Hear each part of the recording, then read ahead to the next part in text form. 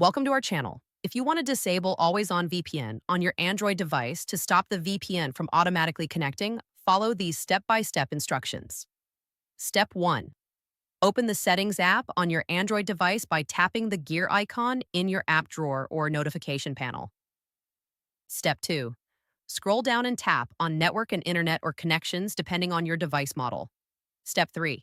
Tap on VPN to view all VPN configurations currently installed on your Android device.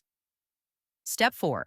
Locate the VPN connection that has always-on VPN enabled. Step 5. Tap the gear icon or settings icon next to the VPN profile to access its configuration settings. Step 6. Look for the always-on VPN toggle switch and tap it to turn off the feature. Step 7. If you see a block connections without VPN option, disable it as well to allow internet access when the VPN is disconnected. Step 8. Tap Save or OK to apply the changes and disable always-on VPN on your Android device. Step 9.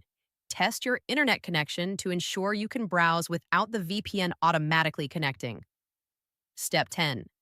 If needed, you can manually connect to the VPN when desired by toggling it on from the VPN settings.